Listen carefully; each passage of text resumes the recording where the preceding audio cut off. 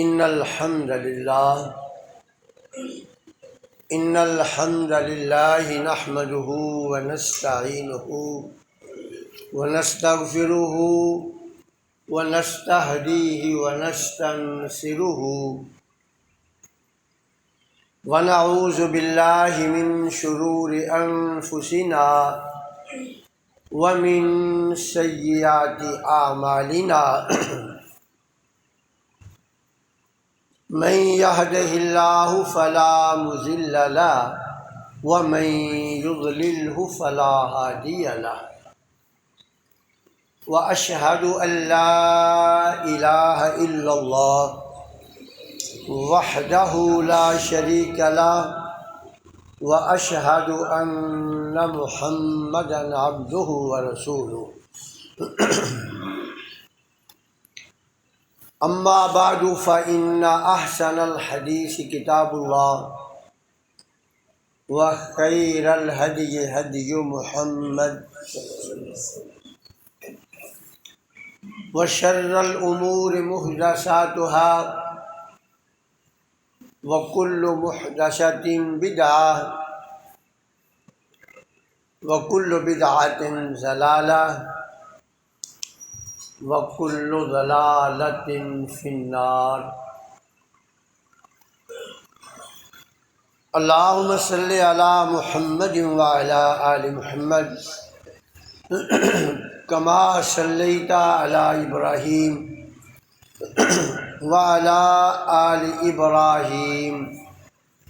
إنك حميد مجيد۔ اللهم بارك على محمد وعلى آل محمد كما باركت على إبراهيم وعلى آل إبراهيم إنك حميد مجيد۔ أعوذ بالله من الشيطان الرجيم، بسم اللہ الرحمن الرحیم۔ ان الذین یغضون اصواتهم عند رسول اللہ اولئک الذین امتحن اللہ قلوبهم للتقوى لهم مغفرۃ واجر عظیم۔ ان الذين ينادونك من وراء الحجرات اكثرهم لا يعقلون ولو انهم صبروا حتى تخرج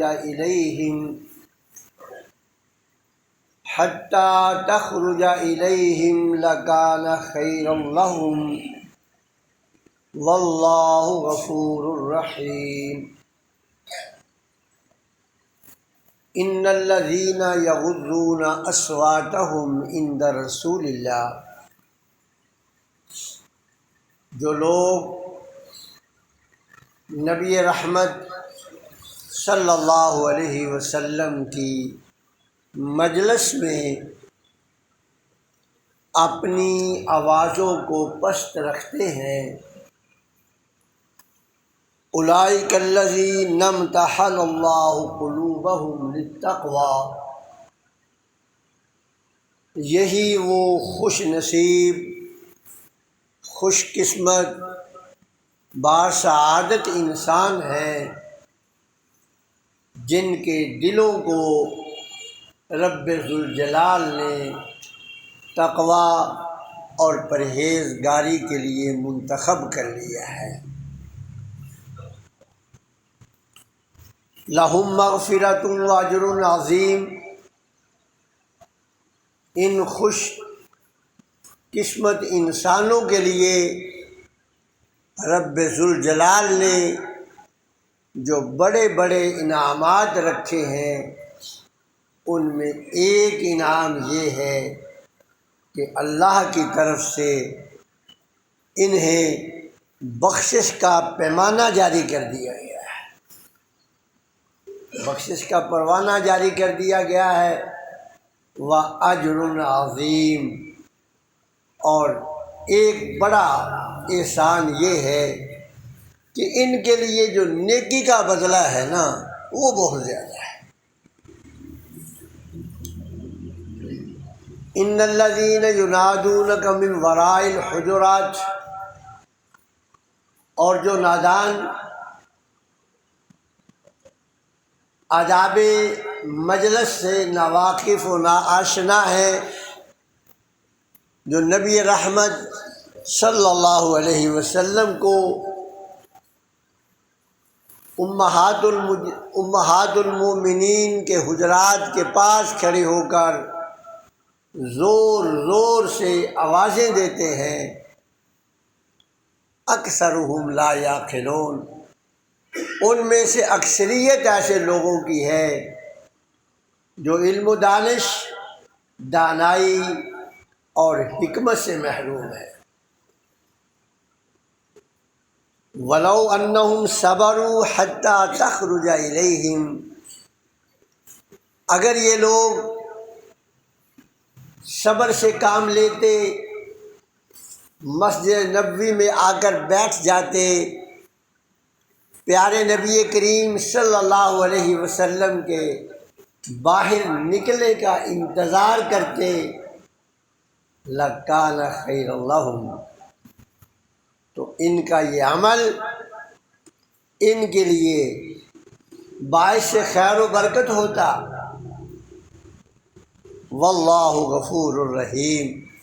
اللہ بخشنے والا، رحم کرنے والا ہے۔ اللہ رب العزت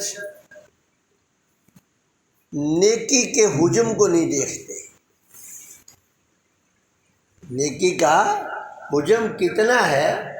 نیکی کتنی بڑی ہے، یہ اللہ نہیں دیکھتے۔ اللہ رب العزت یہ دیکھتے ہیں کہ یہ جو نیکی کرنے والا ہے نا، اس کی قلبی کیفیت کیا ہے، بس یہ اللہ کا اجر دینے کا اللہ کا جو پیمانہ ہے نا، وہ یہ ہے کہ وہ یہ دیکھتے ہیں کہ اس کی قلبی کیفیت کیا ہے، اور اگر قلبی کیفیت میں تسلیم و رضا ہے، اطاعت و فرما برداری ہے، تو پھر وہ نیکی کے وجود کے بغیر بھی، نیکی کے وجود کے بغیر بھی، ایک تو یہ ہے کہ نیکی چھوٹی سی ہے، ایک ہے کہ نیکی کا صدور ہوا ہی نہیں، نیکی ہوئی نہیں ابھی، تو پھر رب اگر وہ دیکھتا ہے کہ یہ جو میرا بندہ ہے نا، اس نے تسلیم و رضا کی انتہا کر دی ہے، اور پھر وہ نیکی کے وجود میں آنے سے پہلے اس قدر اجر عظیم عطا کر دیتا ہے کہ شاید دنیا میں اس نیکی کو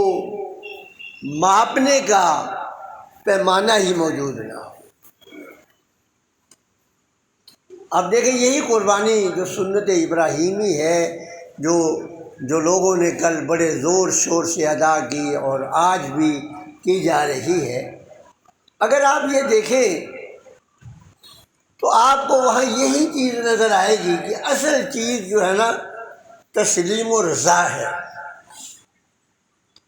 تو قرآن مجید نے کیسے عمدہ الفاظ کا چناؤ کیا ہے،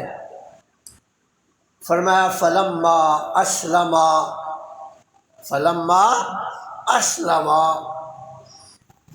وتلہ للجبین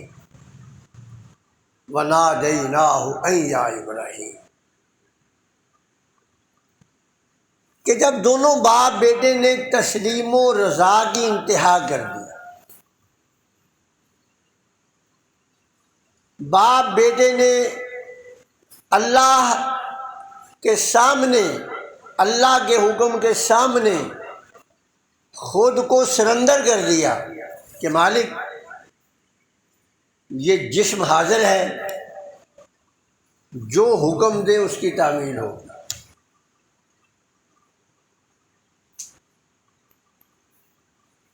قرآن نے یہ الفاظ استعمال کیے ہیں نا، فلما اسلم،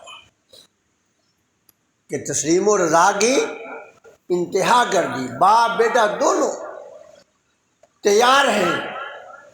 کہ حکم جو ہے وہ کریں گے ہم۔ وَتَلَّهُ لِلْجَبِينِ، بیٹا جو ہے وہ قربان ہونے کے لیے تیار ہو گیا، اور باپ قربان کرنے کے لیے تیار ہو، تسلیم و رضا کی انتہا ہے۔ تو قربانی کا عمل ابھی وجود میں نہیں آیا، قربانی کا عمل وجود میں نہیں آیا، تو آسمان والے نے منادی کر دی، اعلان کر دیا، وَنَادَيْنَاهُ أَن يَا إِبْرَاهِيمُ قَدْ صَدَّقْتَ الرُّؤْيَا، کہا ابراہیم بس گئے، ہم آپ کے بیٹے کو چھری کے نیچے ذبح ہوتا دیکھنا نہیں چاہتے، ہم تو صرف یہ چاہتے تھے کہ باپ بیٹے میں تسلیم و رضا کا جذبہ کتنا ہے، ہم بیٹے کو، آپ کے بیٹے کو ذبح ہونا نہیں دیکھنا چاہتے تھے، ہم تو صرف یہ دیکھنا چاہتے تھے کہ تسلیم و رضا کتنی ہے۔ تو اب آپ نے تسلیم و رضا کی انتہا کر دی ہے، تو بس اِنَّا كَذَلِكَ نَجْزِي الْمُحْسِنِينَ، ہم نیکی کرنے والوں کو اسی طرح بدلہ دے دیتے ہیں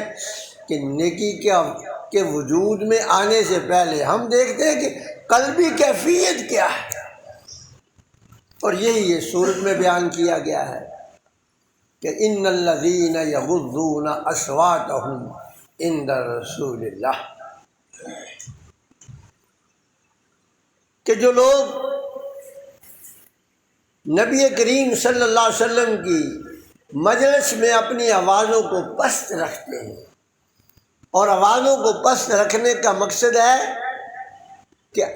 اگر مشورہ بھی مانگا گیا ہے تو مشورہ دیتے وقت بھی یہ نیت نہیں ہے کہ میری رائے کو فوقیت دی جائے گی، میری رائے کو برتری دی جائے گی، میری رائے، میں جو رائے پیش کرنے والا ہوں بڑی عمدہ رائے ہوگی، بڑی اچھی رائے ہوگی، یہ نیت نہیں ہے،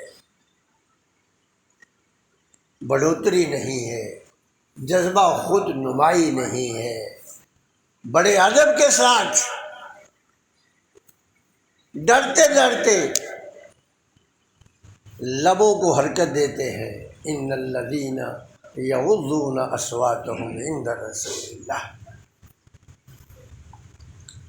اگر مشورہ صائب ہوا، مان لیا گیا تو باعث مسرت ہے، اگر نہیں مانا گیا تو کوئی ناراضگی نہیں ہے، تو بھی راضی ہے۔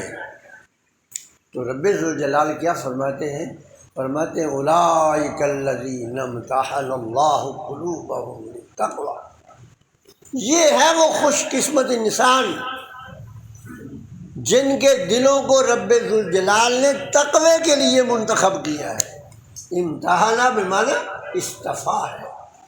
اللہ نے ایسے لوگوں کے دلوں کو تقوی اور پرہیزگاری کے لیے منتخب کیا ہے۔ اور قرآن کے اسلوب سے یہ پتہ چلتا ہے کہ دل کی مثال جو ہے نا یہ زمین کی ہے، جس طرح کچھ زمینیں بنجر ہوتی ہیں اور کچھ زرخیز ہوتی ہیں، جو بنجر زمینیں ہیں اس میں آپ بیج ڈال دیں، وہ بیج کا بہت بڑا حصہ کھا جاتی ہے، اور جو تھوڑی بہت نباتات نکلتی ہے وہ بھی آب و ہوا کا سامنا نہیں کر پاتی، اور وہ بھی تھوڑی سی بڑی ہوئی اور جل جاتی ہے۔ اور جو زمینیں زرخیز ہوتی ہیں وہ جو اس کے اندر دانہ ڈالا جائے اسی تخم کو وہ باہر نکالتی ہے اور پھر ان کی پرورش کرتی ہے اور بالیوں تک پہنچ جاتی ہے۔ تو یہی حال ہے اس زرخیز دل کا کہ دل وہی زرخیز ہے جس میں تسلیم و رضا ہے، اور تقوی کی تخم ریزی اسی دل کے اندر پنپتی ہے، اسی دل میں بڑھتی ہے جس دل میں تسلیم و رضا ہو۔ تو اللہ رب العزت نے ایسے دلوں کی تعریف فرمائی ہے کہ اللہ رب العزت نے ایسے لوگوں کو تقوی کے لیے منتخب کر لیا ان کے دلوں کو، اور جس دل میں تقوی اور پرہیزگاری آ جائے پھر اس کے لیے انعامات کی بارشیں ہیں۔ لہم مغفرہ، ایک بڑا انعام ہے، ان کے لیے بخشش ہے۔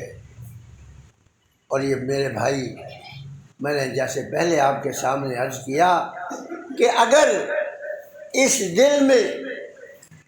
تقوی کی تخم ریزی نہیں ہے، یہ زمین اگر بنجر ہے، احد پہاڑ کے برابر بھی اگر کوئی سونا خرچ کر دے، احد پہاڑ کے برابر بھی اگر کوئی سونا خرچ کر دے، اور یہ زمین اگر بنجر ہے، تو قیامت کے دن رائی کے ذرے کے دانے کے برابر بھی اس احد پہاڑ جتنی نیکی کا وزن نہیں ہوگا۔ خرچ سونا کا پہاڑ کیا ہے، لیکن میزان میں جب اس کا وزن کیا جائے گا نا، تو میزان میں اس کا وزن جو ہے وہ ایک رائی کے دانے کے برابر بھی نہیں ہوگا، اس لیے کہ یہ دل کی زمین جو ہے نا یہ بنجر ہے۔ اور اگر یہ زمین زرخیز ہے تو پھر کیا ہے؟ فَمَن يَعْمَلْ مِثْقَالَ ذَرَّةٍ خَيْرًا يَرَهُ، پھر رائی کے دانے کے برابر بھی، رائی کے دانے کے برابر بھی اگر نیکی کی ہے تو ترازو کے پلڑے کو زمین کے ساتھ نیچے کر دے گی، ترازو اتنا بھاری وزن بن جائے گا کہ ترازو کا پلڑا ہی اوپر نہیں اٹھ رہا۔ اور اسی زرخیز دل کی رسول اللہ صلی اللہ علیہ وسلم نے مثال دی، فرمایا الحمدللہ الحمدللہ، ایک کلمہ ہے نا، کتنا کو بڑا بھاری ہے یہ، کتنی کو بڑی نیکی ہے۔ الحمدللہ جو کلمہ ہے یہ کوئی بہت بڑا کوئی وزن والا تو نہیں ہے نا، بھاری تو نہیں ہے نا، اس میں بہت کوئی قیمت و خرچ نہیں ہوتی، نہ اس میں بہت وقت خرچ ہوتا ہے، لیکن یہی کلمہ اگر ایسے دل سے نکلتا ہے جس دل میں تقوی کی تخم ریزی ہے، تو رب ذوالجلال کے رسول فرماتے ہیں تملأ ما بین السماء والارض۔ کہنے والے نے کہا الحمدللہ، تو زمین و آسمان کا خلا جو ہے وہ نیکیوں سے بھری ہے۔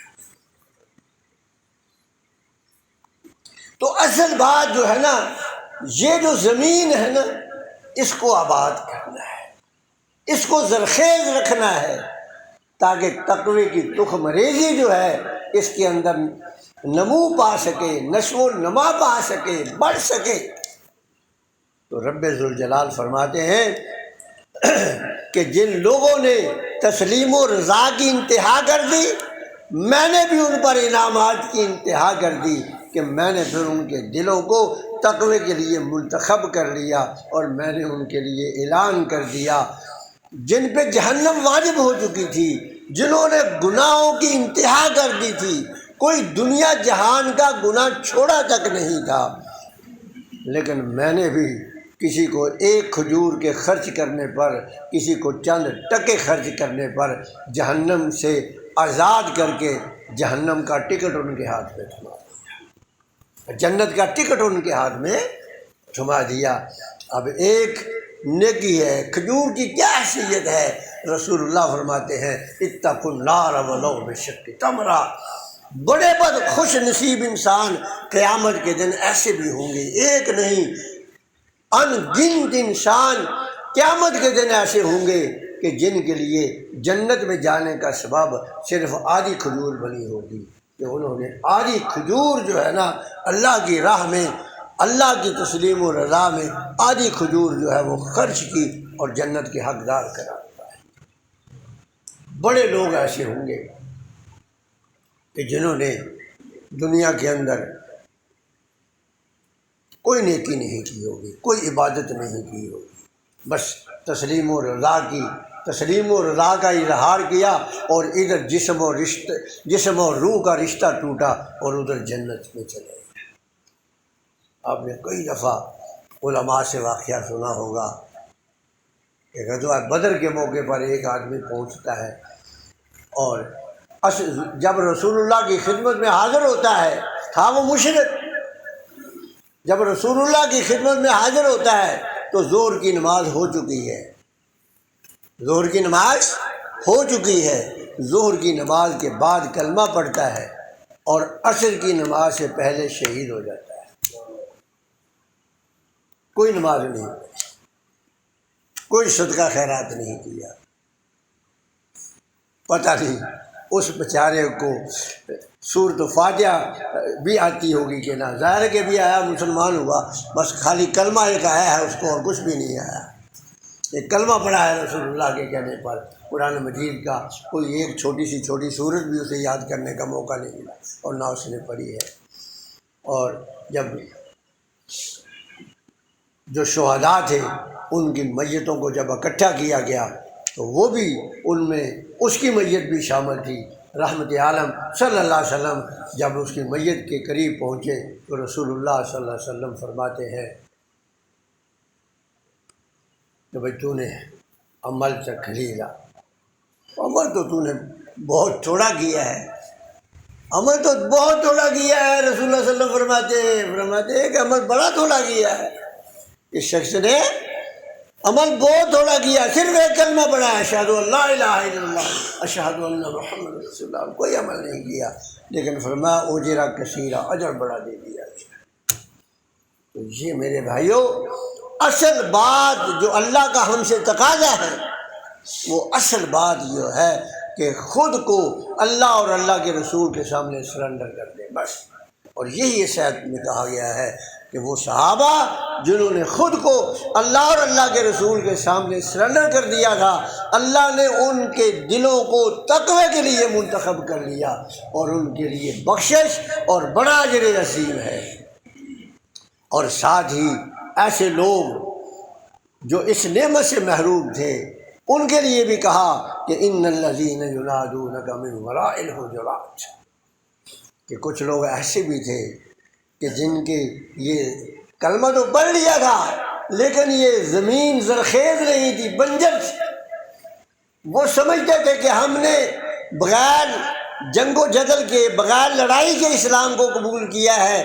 لہذا ہمارا محمد رسول اللہ صلی اللہ علیہ وسلم پر اور مسلمانوں پر بڑا احسان ہے، جب ہم آئے تو ہمیں پورا پروٹوکول ملے، ہماری بڑی آؤ بھگت ہو۔ اور وہ لوگ جب یہ تمنا اور آرزو لے کر مسجد نبوی کے قریب آتے اور دیکھتے کہ رحمت عالم صلی اللہ علیہ وسلم مجلس میں موجود نہیں، تو پھر وہ چونکہ ان کے دلوں کی زمین بنجر تھی نا، وہ سمجھتے تھے کہ ہمارا احسان ہے اللہ اور اللہ کے رسول پر، تو آگے رسول اللہ صلی اللہ علیہ وسلم کو زور زور سے آوازیں دینا شروع کر دیتے۔ اللہ فرماتے ہیں کہ ان کو چاہیے تھا کہ مسجد نبوی میں بیٹھ جاتے، جہاں دوسرے بیٹھے ہیں، جہاں صحابہ صفہ بیٹھے ہیں وہاں بیٹھ جاتے اور رسول اللہ صلی اللہ علیہ وسلم کی آمد کا انتظار کرتے۔ جب آپ تشریف لاتے تو پھر اپنی التجا، پھر اپنی درخواست ان کے سامنے پیش کرتے، تو یہ ان کے لیے بہتر ہوتا ہے۔ اور آخر میں پھر اللہ رب العزت نے نبی کریم صلی اللہ علیہ وسلم کو تسلی اور تشفی دی ہے۔ ظاہر ہے کہ آپ صلی اللہ علیہ وسلم انسان تھے، بتقاضۂ بشریت لوگوں کی غلط حرکتیں ناگوار بھی رسول اللہ کو گزرتی تھی، تو اب ظاہر ہے کہ آپ جیسے ہم انسان ہیں، آرام فرما رہے ہوتے اور کوئی آدمی اس طرح آ کر کے دخل اندازی کرتا، زور زور سے آوازیں مارتا، تو رسول صلی اللہ علیہ وسلم کو ناگوار گزرتی۔ تو اللہ رب العزت نے فرمایا میرے حبیب میں ہر قسم کے اختیارات کا مالک ہوں، لوگ میرے سامنے کیا کیا کرتے ہیں، اور جب میں سارے اختیارات کا مالک ہونے کے باوجود معاف کرتا ہوں تو آپ بھی میرا طریقہ استعمال کریں، آپ بھی معاف کریں، درگزر کریں آپ ان کو، چھوڑیں آپ ان کو۔ تو پیارے پیغمبر صلی اللہ علیہ وسلم پھر جناب قرآن کا اخلاق بن گئے۔ آخری بات کر کے ختم کرنے لگا ہوں، آپ کو یاد ہوگا، بڑے علماء سے سنا ہوگا کہ عبداللہ بن ابی بن سلول نے کوئی کسر نہیں چھوڑی پیارے پیغمبر صلی اللہ علیہ وسلم کو تنگ کرنے کی، اور بڑی اذیتیں دی، بڑی تکلیفیں دی۔ صحابہ نے، خاص کر حضرت عمر نے